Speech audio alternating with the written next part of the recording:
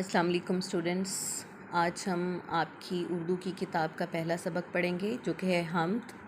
حمد جیسا کہ آپ جانتے ہیں ایسی نظم کو کہا جاتا ہے جس میں اللہ تعالیٰ کی تعریف بیان کی جائے، ایسی نظم جس میں اللہ تعالیٰ کی دی ہوئی نعمتوں کا ذکر کیا جائے، پھر اس پر شکر کا اظہار کیا جائے، ایسی نظم جس میں اللہ تعالیٰ کی بڑائی کا ذکر ہو، اس کی دانائی کا ذکر ہو، اس کی حکمت کا ذکر ہو، اسے حمد کہا جاتا ہے۔ یہ حمد ہمارے سامنے ہے، اس سے پہلے ہم پڑھیں گے۔ جو چیز خدا نے ہے بنائی، ظاہر اس میں ہے خوش نمائی، کیا خوب ہے رنگ ڈھنگ سب کا، چھوٹی بڑی جس قدر ہیں اشیاء، ہر چیز کی ہے ادا نرالی، حکمت سے نہیں ہے کوئی خالی، ننھی کلیاں چٹک رہی ہیں، چھوٹی چڑیاں پھدک رہی ہیں، اس کی قدرت سے پھول مہکے، پھولوں پہ پرند آ کے چہکے، چڑیوں کے عجیب پر لگائے، اور پھول ہیں عطر میں بسائے، دن کو بخشی عجب صفائی، تاروں بھری رات کیا بنائی، مٹی سے خدا نے باغ اگائے، باغوں میں اسی نے پھل پکائے، میوے سے لدی ہوئی ہے ڈالی، دانوں سے بھری ہوئی ہے بالی، ہر شے اس نے بنائی نادر، بے شک ہے خدا قوی و قادر۔ جی، سب سے پہلے میں آپ کو مشکل الفاظ کے معنی بتاؤں گی۔ یہ کچھ اہم الفاظ بھی لکھے ہوئے ہیں اوپر: خوش نمائی، نرالی، حکمت، چٹکنا، پھدکنا، عطر، میوے، نادر، قوی، قادر، مہک اور چہک۔ انہی الفاظ کے میں آپ کو معنی بتاؤں گی۔ خوش نمائی کا مطلب ہے اچھا نظر آنا، خوبصورتی۔ نرالی، دوسروں سے الگ، حکمت، دانائی۔ چٹکنا، پھول کا کھلنا۔ پھدکنا، پرندوں کا اچھلنا کودنا۔ عطر، خوشبو۔ میوے، پھل۔ نادر کم یاب، کم ملنے والا۔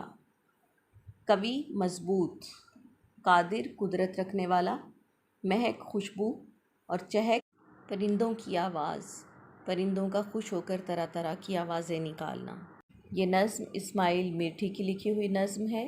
اسماعیل میٹھی بچوں کے شاعر کے طور پر بھی پہچانے جاتے ہیں۔ انہوں نے بچوں کی دلچسپی کے موضوعات پر بھی بہت سی نظمیں لکھیں۔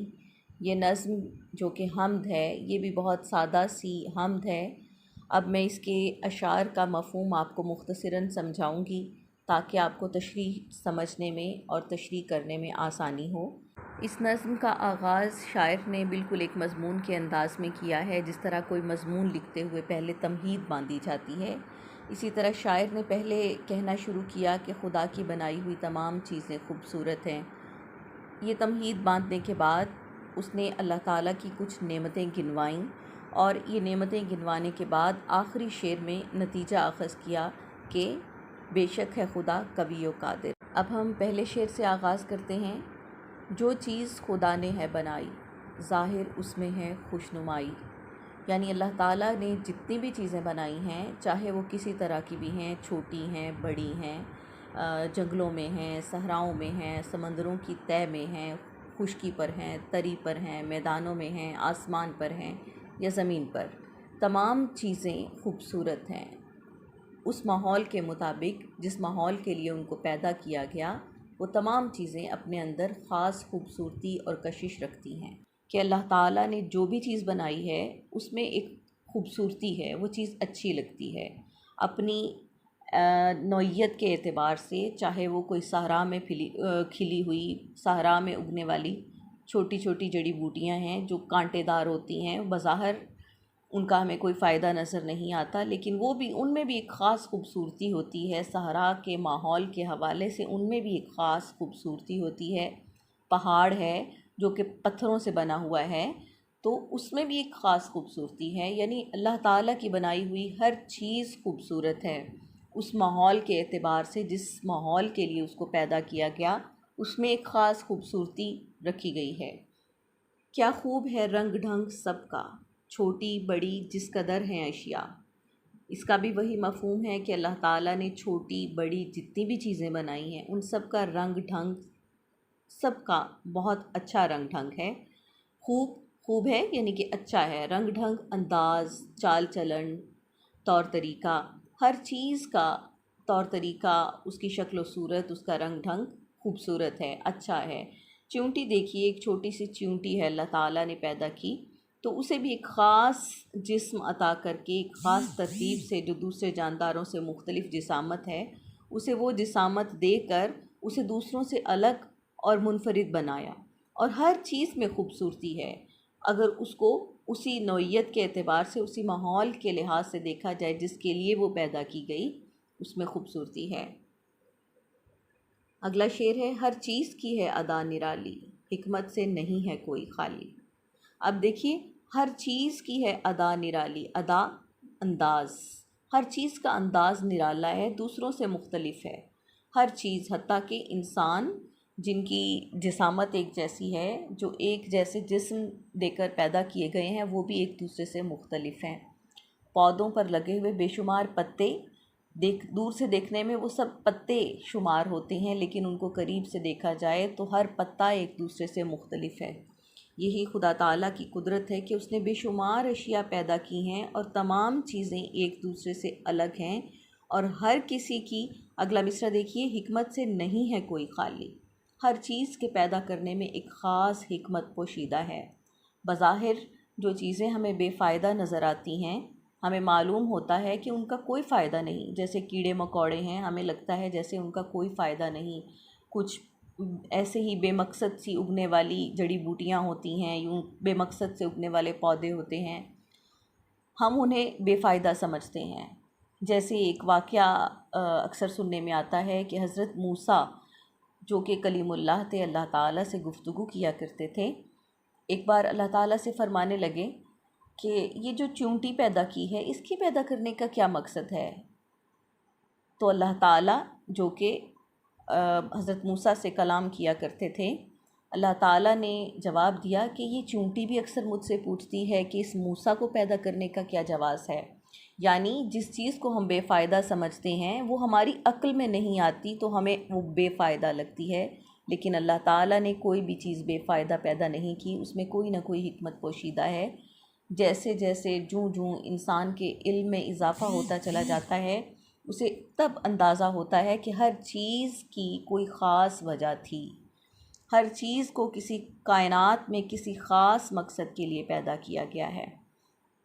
جیسے سائنس ترقی کرتی چلی جا رہی ہے، تو معلوم ہوتا ہے کہ بہت سی ایسی جڑی بوٹیاں جو ہمیں بے فائدہ نظر آتی تھیں، ان کا بھی کسی نہ کسی دوا میں استعمال ہے۔ یوں ہی جیسے جیسے انسان کے علم میں اضافہ ہوتا چلا جاتا ہے، تو وہ جانتا چلا جاتا ہے کہ خدا کی پیدا کی ہوئی کوئی بھی چیز بے فائدہ نہیں ہے، اس میں کوئی نہ کوئی حکمت پوشیدہ ہے۔ کائنات میں پیدا ہونے والی ہر چیز کا کوئی نہ کوئی کام ہے، بلا مقصد کوئی چیز پیدا نہیں کی گئی۔ اگلا شعر دیکھیے، ننھی کلیاں چٹک رہی ہیں۔ اب وہ شاعر باقاعدہ ان نعمتوں کو گنوانے کی طرف آ رہا ہے جو ایک چھوٹا بچہ، جیسے آپ کی عمر کے بچے، بڑی آسانی سے ان نعمتوں کو سمجھ سکتے ہیں اور ان کی خوبصورتی سے لطف اندوز ہو سکتے ہیں۔ ننھی کلیاں چٹک رہی ہیں، اب وہ پھولوں کا ذکر کر رہا ہے کہ جیسے کسی بھی پودے پر، کسی اس کی ٹہنیوں پر چھوٹی چھوٹی کلیاں چٹکنے لگتی ہیں، وہ پہلے ایک بند سی، ایک جو جیسی شکل کی صورت میں ہوتی ہیں، بند، پھر آہستہ آہستہ وہ اپنے ماحول سے روشنی حاصل کر کے، ہوا کے اثر سے وہ چٹکتی ہیں، پھر آہستہ آہستہ وہ کھلتے ہوئے اپنی پوری ایک پھول کی شکل اختیار کر لیتی ہیں۔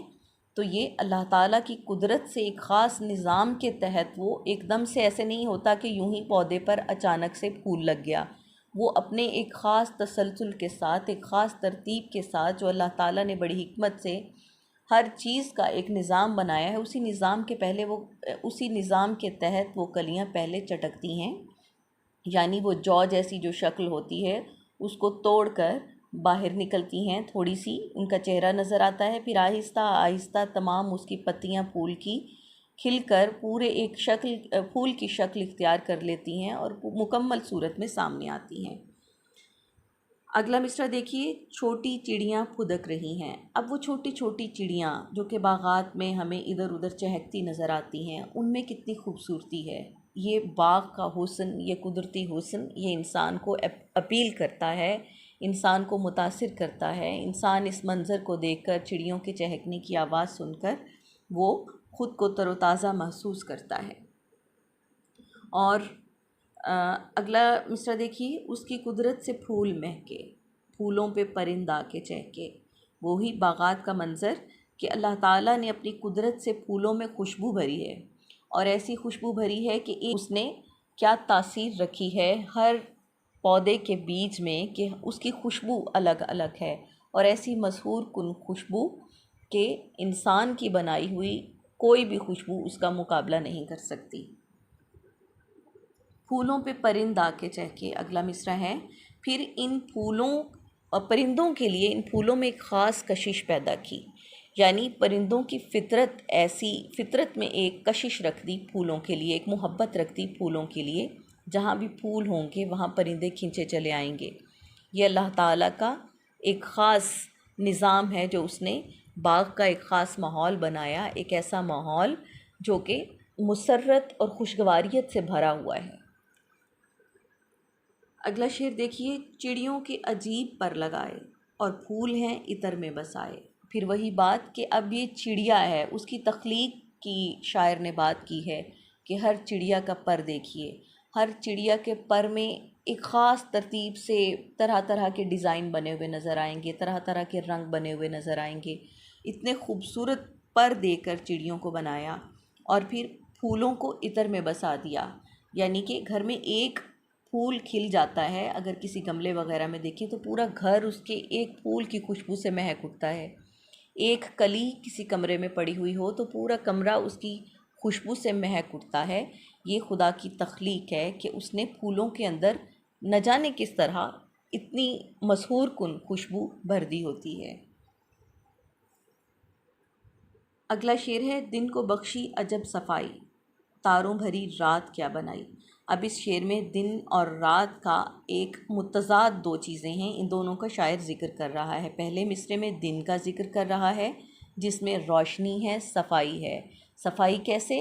جیسے ہی دن طلوع ہوتا ہے ہر چیز، ہر منظر واضح ہو جاتا ہے، ہر منظر صاف نظر آنے لگ پڑتا ہے، روشن ہو جاتی ہے پوری دنیا۔ اور دوسرے مصرعے میں رات کا ذکر کیا ہے، تاروں بھری رات، کہ رات اندھیری رات، لیکن اس رات میں بھی اسے بھی گھپ اندھیرا دے کر نہیں بھیجا، رات میں بھی ہلکی سی روشنی، مخلوق کی سہولت کی خاطر، مخلوق کی ضرورت کو مد نظر رکھتے ہوئے اس میں بھی ہلکی سی روشنی کا اہتمام کیا ہے۔ خدا نے تاروں سے سجایا ہے آسمان کو، وہاں پہ چاند کو سجا دیا ہے تاکہ رات میں بھی ہلکی سی روشنی، جتنی انسان کے سکون کے لیے لازم ہے اتنی روشنی کا اہتمام کیا۔ تو یہ سب اس حکمت والے، دانائی والے، حکمت والے پروردگار کا بنایا ہوا نظام ہے۔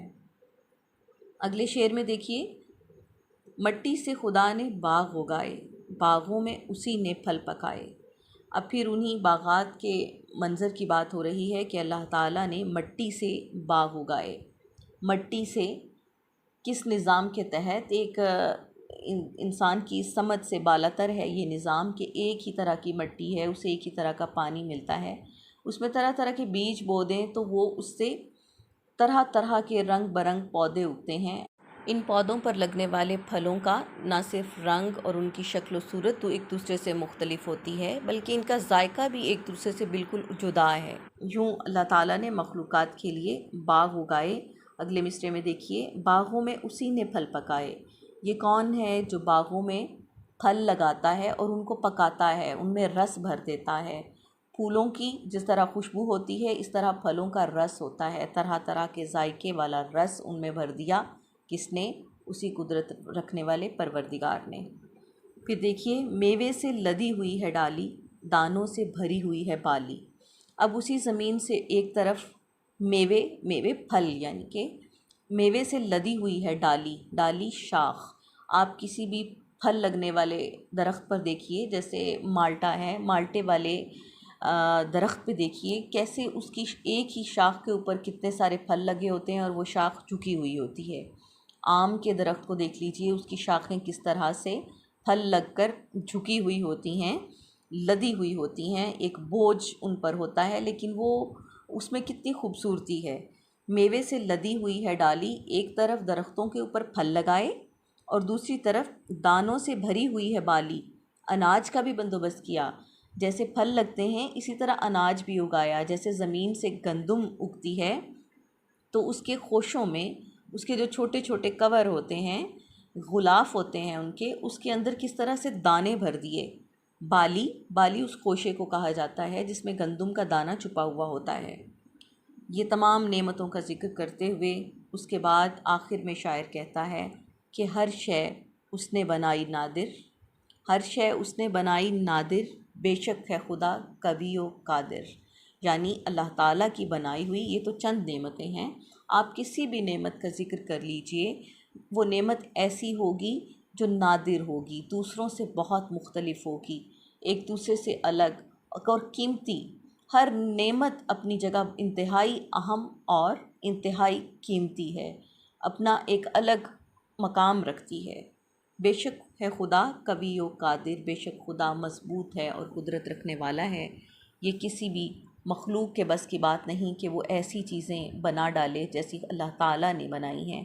اللہ تعالیٰ نے جیسی چیزیں تخلیق کی ہیں وہ وہی اسی جیسا زبردست حکمت رکھنے والا اور قدرت رکھنے والا خدا ہی بنا سکتا ہے۔